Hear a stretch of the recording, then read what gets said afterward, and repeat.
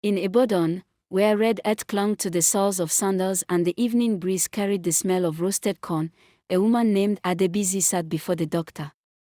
Her face was pale from endless vomiting, her scarf loosely tied around her head. The doctor studied her carefully. At first, he suspected indigestion, the common affliction of those who mix too much pepper with late-night meals. But when the test came back, he smiled faintly and said the words that changed her life. "You are with child." Adebisi blinked in disbelief. At 45, when others were settling into quiet routines and raising grandchildren, she was to become a mother again. Her husband, Alabi, staggered under the weight of both pride and embarrassment. Neighbors in Bodija estate did not waste time. Some laughed over palm wine, joking that Alabi had shown the young men how things should be done. Others admired him openly, clapping him on the back in the mosque courtyard. Within their extended family, aunties began to talk of baby showers, naming ceremonies, and blessings from the elders. Alabi worried about the whispers, but when the doors closed, he and Adebisi spoke softly, comforting each other. They dreamed of their child growing stronger than they had, of opening doors the world had shut against them. They promised to carry the shame together and turn it into joy.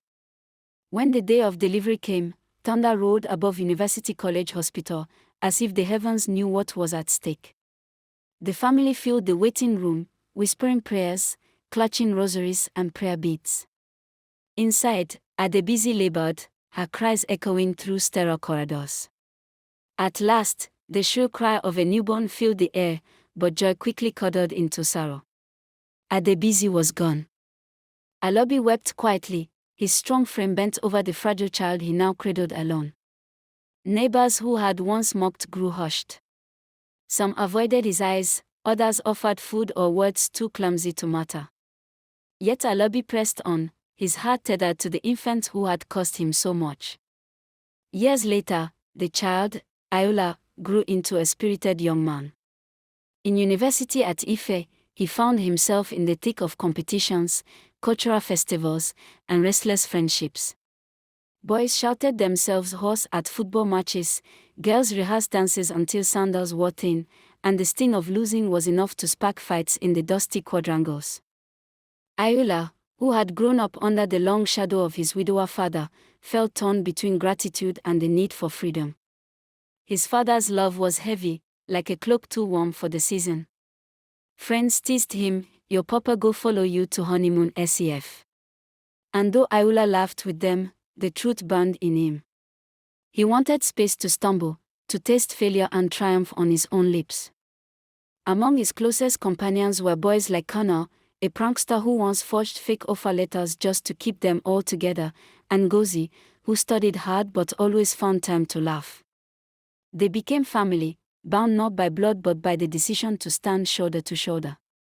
Then came Sola, a girl disciplined like the ticking of a clock.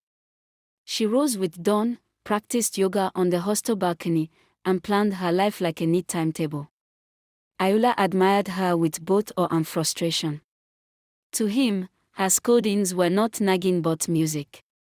She called him careless, he called her sunshine. Slowly, their opposites found a strange rhythm. Life twisted further when Ayoola joined the company in Lagos. His new boss, Vijaya Adepoju, ran the office with iron discipline. She was sharp, calculating, and unbending. During one heated moment, Ayoola uncovered shady dealings with charity funds, but when he confronted Vijaya, she silenced him with threats. Something hardened in him then. For the first time, he carried the fire of revenge. With the help of a colleague, he exposed her during a company celebration, shaking the whole building with scandal. But the story did not end there. The chairman of the company, an elderly man with tired eyes, revealed a past heavier than iron. Vijaya had once been a fragile child named after success itself. Her father, Kola, had sacrificed everything, land, blood, even dignity, to keep her alive. And when her illness threatened to claim her, he had made the greatest sacrifice of all. He had pushed her away, letting another family raise her so she could survive. He bore her hatred in silence because he preferred her alive and angry than dead and adored. Ayoola listened, shaken. For the first time, he saw his own father's shadow differently. Alabi's suffocating love, his constant presence, was not weakness but sacrifice. Both men, one who had let go and one who had held too tightly, were bound by the same wound of fatherhood, the willingness to be misunderstood for the sake of their children's lives. Later, when Vijaya led a team, including Ayoola, into a rural village in Ogun State, the story turned again.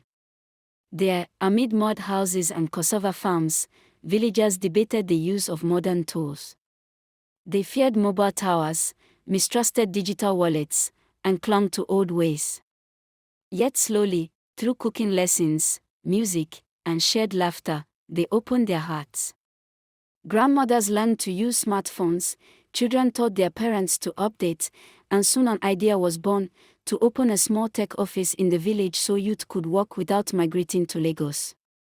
On the day of inauguration, drums beat, rappers swayed, and songs of resilience filled the air. Vijaya stood proudly, but when she turned to thank Ayoola, he said gently, "The credit is yours. Parents may scold, but their anger is born of love." But storms were never far. Rivals plotted to silence Ayoola, to erase him as if he had never been. Before the danger closed in, news reached him: Alabi had gone missing from the hospital. Alzheimer's had begun its cruel work, leaving him wandering in confusion. Ayoola rushed to him, heart pounding. When they finally met, Alabi's cloudy eyes cleared just for a moment. He smiled faintly and whispered, "Where would I go without you?" In that fragile sentence, Ayoola found the truth he had chased for years. He did not need to run from his father's love, it was the very anchor that kept him standing. He wept, not knowing whether to rejoice that his sister now called him brother or to mourn that his father's mind was slipping away. But he vowed to pour back every ounce of love he had received, even if one day his father no longer remembered his name. And when he was handed a photograph, faded at the edges, Ayoola asked, "Whose picture is this?" The old man holding it smiled softly, as if guarding a secret too tender for words. "My daughter," he said.